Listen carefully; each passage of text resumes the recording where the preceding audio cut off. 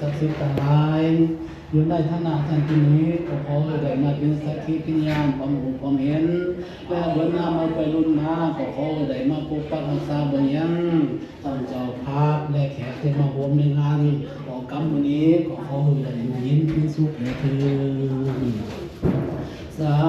เกกัมเมจาลุเปกิลิสิขาละตะเตจันตะลิเกวิมาเนหิเปละเทจาคเนตาลวนาคาเนเกหะปุถิทิเตปุมาจายันตุเทวาสารธาลาวิสามิหิยะคากันทภานาคาทิเตนตาจันตาลิเกยังมุนิวลาจนังสาธโวเมสุนันตุธรรมสาวนาคาโลอายัมภาเตนตังธรรมสาวนาคาโลอายัมภาเตนตังธรรมสาวนาคาโลอายัมภาเตนตังนะโมตัสสะภะคะวะโตอะระหะโตสัมมาสัมพุทธัสสะนะโมตัสสะภะคะวะโตอะระหะโตสัมมาสัมพุทธัสสะนะโมตัสสะภะคะวะโตอะระหะโตสัมมาสัมพุทธัสสะสิริสิทธิภาวันตุเมเอสิกาภาวนามหาชัยยามงคลบุญปันเลลำเลิศปันนี่ก็หาปิ้นมันพาเสือผ่อนลือซาเขาคนลงตามาพังพรมาสวยนอนนักเอาคนเจ้าแม่มาดากับตังกุมมาลากุมมาลีอ่อนน้อยหนาจึงจอยโซภามันนีนาก็หาปิ้นวันดีสีวันถึงวันถูกปุ่นอินตาปิ้นพยาวันดีปอดอุตายอดวันดีฟงลีทีลาดนักพาเจ้าพุ่นจัดเจิงกลาไตกลอนปิ้นป้อนดีอันมีเสียตาฝ่ายเทศพายป้อนก็ในวันนี้มาสะดอนเฮียนลองดังตัวกองเวียนใจป้าในคำลองสนุกตื่นเต้นจุนวังหาจะเสียข้างเสียงอ่อนดอกเซมีกองกูหาฟูกูพาบานดงดอกภูเขาทอกแสนโฮมก็ในวันนี้ก็หางปิ้นวันฟังพร้อมเพพร้อมโบเกี่ยวพร้อมปิ้นเฮินวันนี้ก็หางปิ้นวันจางเกี่ยวเส้นสะเทนเป็นวันสาธิสาเทนพวกคำเสาสาปฏิเต่าตูปายขึ้นคำลายติ้งโกดจังมาโลติ้งเมืองก็ในวันนี้เลิกคำเลิกสาสปาฏิญาณลุงมาก็ในวันนี้ผู้ลาดำบนจัดนำบนมาคล้ายกับลาบก็ในวันนี้จะได้ลาบแสนคำก็ในวันนี้พยาท่านคนใดเป็นใหญ่ก็ในวันนี้พยาไก่ได้เงินก้อนแก้วฟูคำก็วันนี้พยาอินตาเป็นแต่ฟันก้อนถุนแผดก็ในวันนี้นกแขกเต่าจางหล่องฟ้าคำคุ้นก็ในวันนี้เสียงคำลงจางคำก็ในวันนี้นกขอมหน่อยงอมไข่กินแฟงก็ในวันนี้เกี่ยวลามาคนไหนเป็นคู่กายคำนำเนสมุทรใหญ่ก็ในวันนี้ยินได้เห็นหน้ามาจากแล้วได้ลูกสร้างใจก็ในวันนี้ไว้คำขอบเบาหนอก็ในวันนี้พยาตัวปุนได้สร้างแป้งหันก็ในวันนี้พระพุทธเจ้าปุนพาเปลังกาติก็ในวันนี้คุณบานแก้วได้ทันนุ่งติดกันใจก็ในวันนี้พยาสุธาสมปุนได้สุมเปตก็ในวันนี้ดาวสวรรค์นาคุปาปุนไปเตียดใจยังโพแก้วก็ในวันนี้สมดังอาจารย์ในวันนี้ก็หายิ่งวันดียิ่งแต่วันพาเพขาศึกแสงกองตั้งก็ลองกันมาบรรดาไฟฝากสะบาของหาไปมาพร้อมทุกสิ่งเที่ยงมาโอ้ในวันนี้เวลาเก่าแลสิแน่มันก็ต่อแลยอดรายต่อฝ่ายสิฝ่ายก็บอกต่อฝ่ายกันสามเขาตาทิมตาก็บอกต่อตาจังก็หำสิหำก็บอกต่อหำสิที่ก็ดีสิดีมันบอกต่อดีเวอร์สวรรค์จันฟ้าเขาฝ่ายสิเขามันบอกต่อตาเพียวเขาเนี่ย ยว10 นิ้วมันบ่ตัวคือมันป่วยเก่าสวย10 สวยก็บ่ตัวสวยไปแคมเก่าแหลม10 แหลมก็บ่ตัวแหลมไปเขาเก่าเรา10 เราก็บ่ตัวเราเดินเจียงเก่าเสียง10 เสียงก็บ่ตัวเสียงแมงบางเก่าจาง10 จางก็บ่ตัวจางถึงด่างล้างวันต่อวัน10 วันก็บ่ตัววันนี้ขอหาเป็นวันเกี่ยวนี้วันงอวันนี้ก็หาเป็นเกี่ยวอดวันใส่หน้ากากสีเขียวของคงฟ้าเดินก็ยังแต่ลมเที่ยวเดียวนักการเที่ยวหุ้นเที่ยวหายคุณกับกัดมาเสียเดียวเป็นเจ้าคงเต่าลงน้ำเป็นจับสู่ความเธอก็ในวันนี้คงเกิดเจ้าไปเนื้อเป็นจับสู่ความหมาก็ในวันนี้เจ้าก็กาเป็นจะสู่ความทุนก็ในวันนี้เจ้าที่คงจะหายลงจะแดดหน้ากินเขาก็ในวันนี้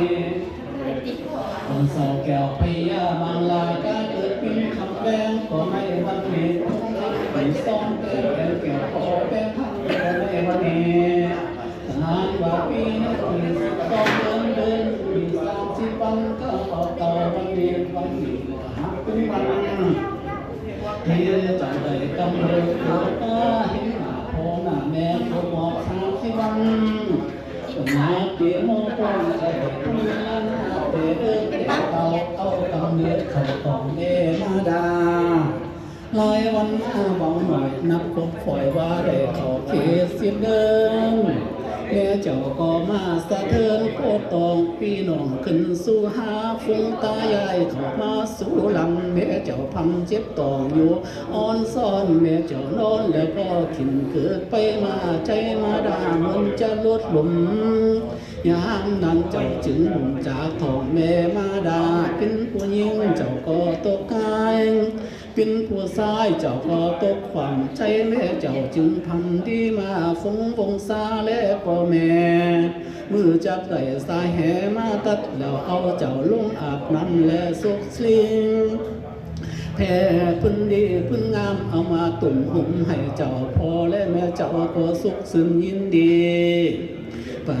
ดีแม่เจ้าก็มาอิดออดหัวแห้งกินน้ำหอนน้ำแดงจนปากเปื่อยถูกยากโดยดอมลูกบูตาบุตรีกุมาลากุมาลีเฮยคนเจ้าก็ขอให้เขามาสู่ให้เจ้ามานอนอูสายแพงเด้อถึงยามแดงเจ้าอย่าได้อ่อนแอแม่เจ้าจะยกเจ้าใส่อูสายฝ่ายเด้อแม่เจ้าจะใหญ่เจ้าใส่อูสายไหมแม่เจ้าก็มาแค่เจ้าตนติดตนแต่งผู้นี่แม่นมาดาเจ้าเด้อผู้นี่แม่นมาดามีลาเจ้าแล้วลุ่มหาแถวเอาลูกเจ้ามากิน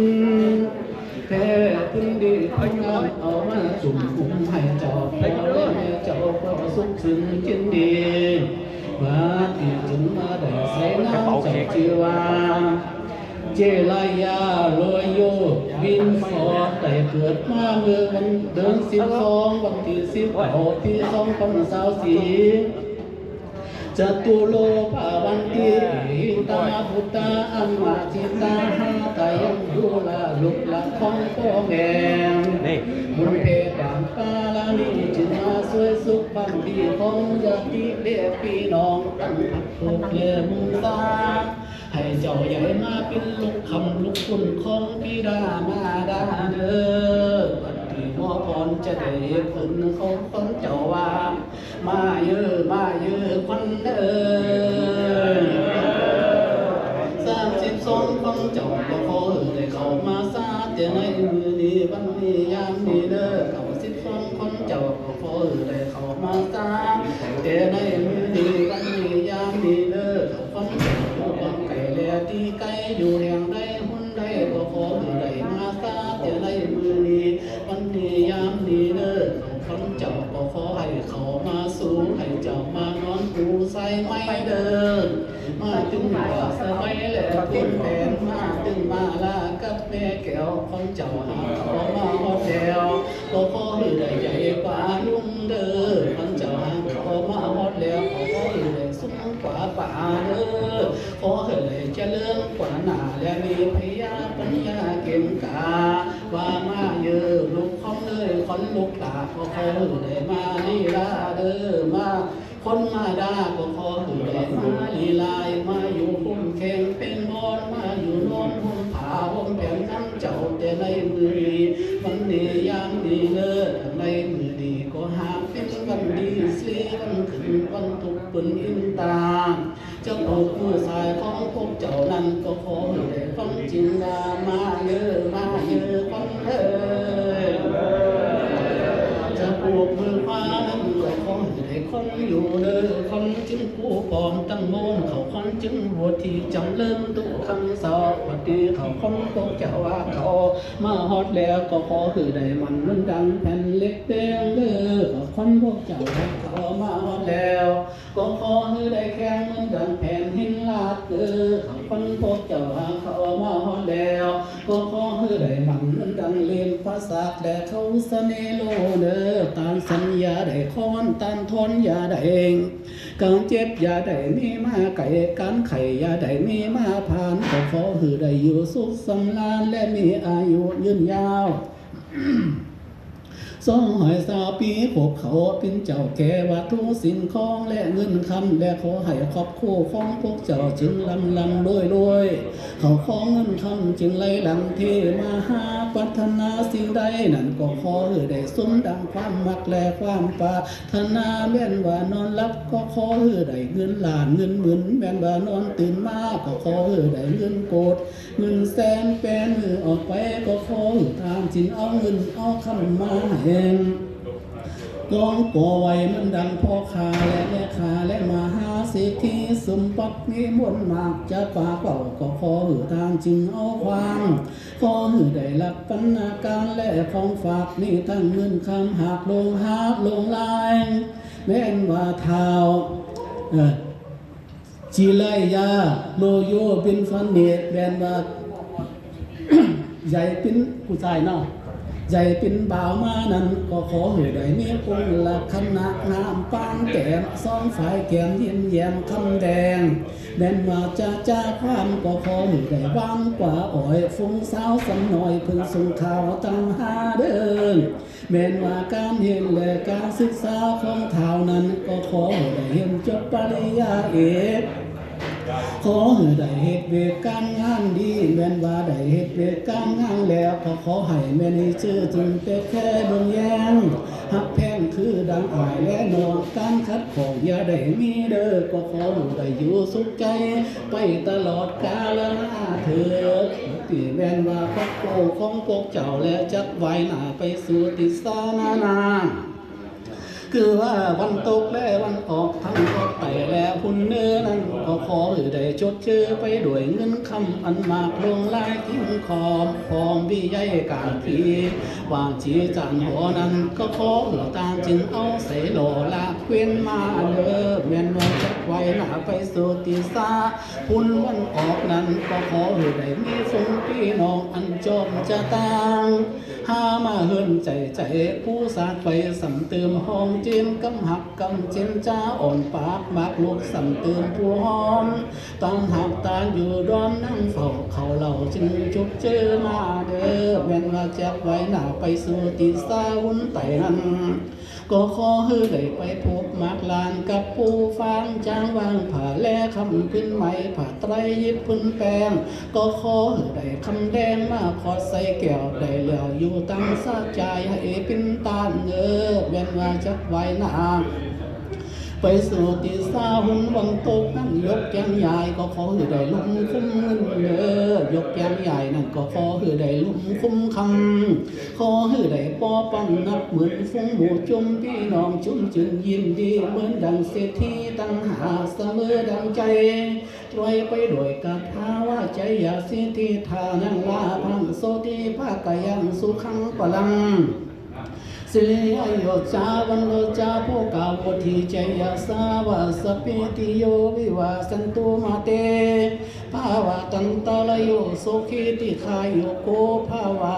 ภิวาตนาสินิจานิจังพุทธาปัญจโยโนธรรมาปัญจโยโน สังขาปัญจายโนจัตตาโลอันว่าธรรมพระพุทธเจ้าปนนาตั้งไว้มีสิบกองปัญญาธรรมทนหาอาโลกยาทนโลกอาทิปัจจายาทนเจสาสาริทนแปดละห้าทนเก้าปิติยาทนสิบทำตั้งหลายบนฟุ้งนี่ก็ขออยู่ได้มาปกป้องหักษาเบื้องแย่งภายในครอบครัวของพวกเจ้านี่แม้นว่าจะอยู่ก็ขออยู่ได้มีโศกนิ่งใสแม้นว่าจะไปทางใดก็ขออยู่ได้มีแต่โศกและรักขออยู่ได้พักเป็นมันนา